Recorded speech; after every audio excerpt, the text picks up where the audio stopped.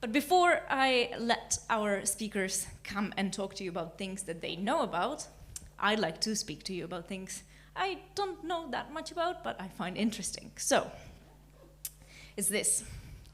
I actually made notes this time. Anyone knows what that is? Raw mobs, yes. Wonderful, wonderful thing.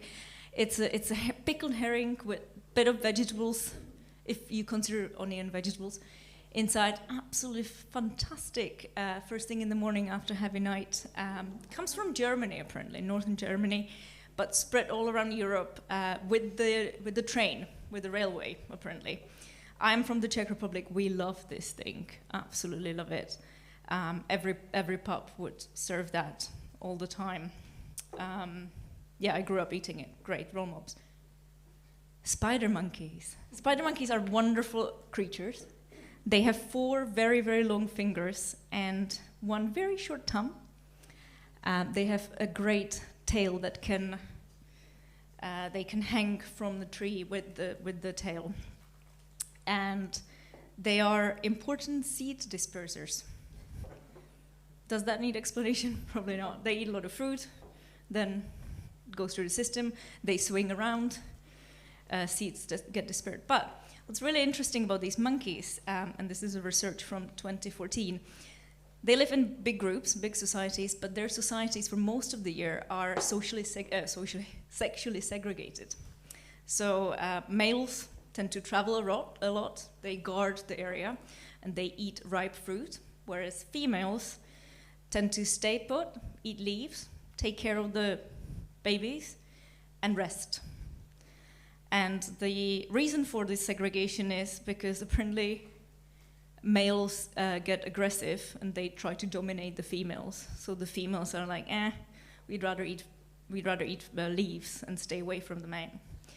The researchers who did this research in 2014, they spent 36 months with the monkeys, observing them, and found out that they are actually really segregated by sex, and they think that it's the only non-human species that lives in societies that are segregated by sex.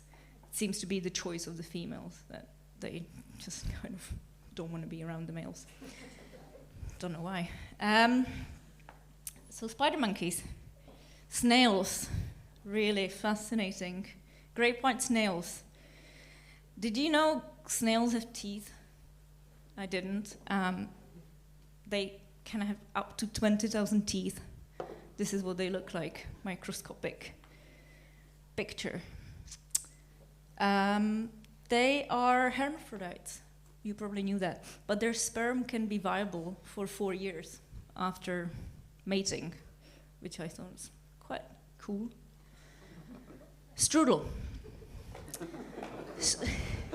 Strudel, apple strudel, traditional, very, very traditional food in what used to be the Habsburg monarchy. I'm Czech, from the Czech Republic. We think strudel is Czech. Any Austrians here? No? Austrians think it's Austrian. There are 2 theories about that. A lot of Czech girls used to go to Vienna and be cooks and maids. So either they brought their home food to Vienna and taught the Viennese how to eat it, or they learned how to make strudel, brought it back to Czech Republic. Either way, I mean, you know what my opinion is on that, but interesting. Elephant trunk. Elephant trunk is fascinating. It's all muscle.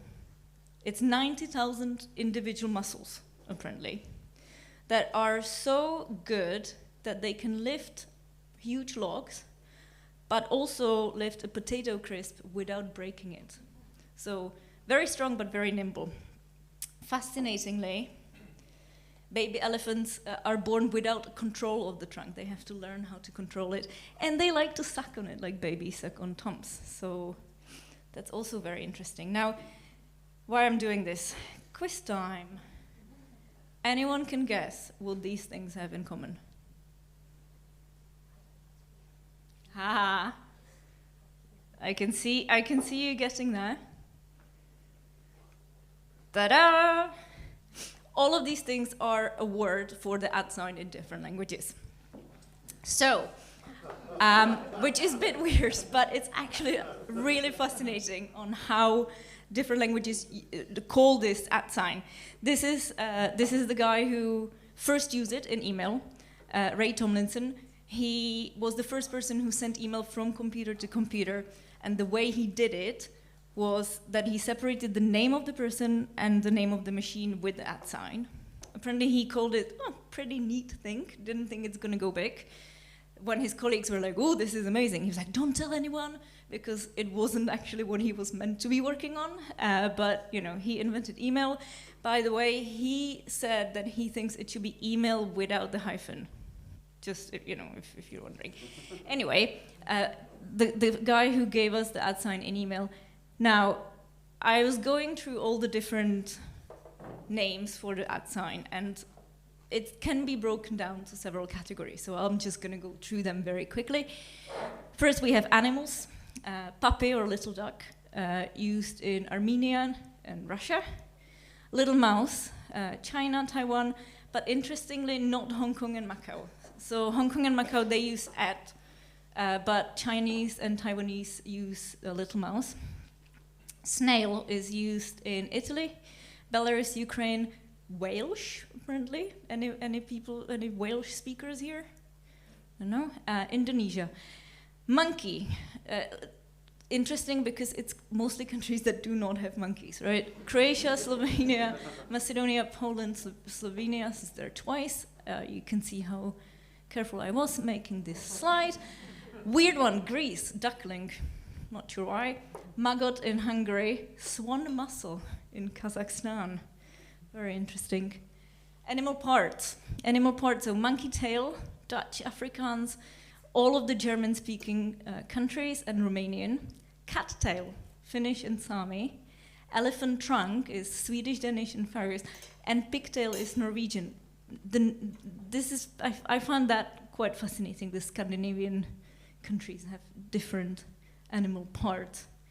Food, banitsa, that's the thing on top, Bulgarian pastry.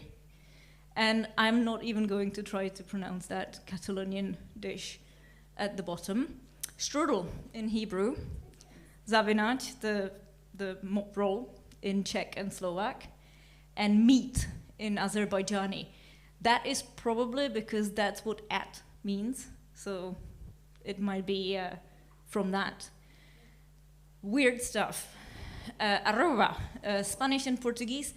Arroba is a unit of weight and volume that's about 12 kilos, and the sign was for that, so they use that when they say email. Same thing in French. Wrapped A in Basque, absolutely love that. Crazy A, Bosnian Serbian language. Bent A and hooked A is Vietnamese, but depending if you're in the north or south.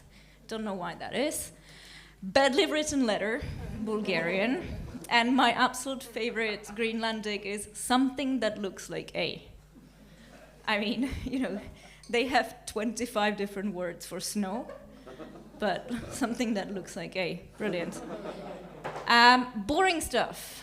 @ in English, which has been adopted by all these other languages. So they use the @. Sometimes they spell it differently, but yeah, @ in English. So thank you very much, the language of Shakespeare, for that beautiful creativity.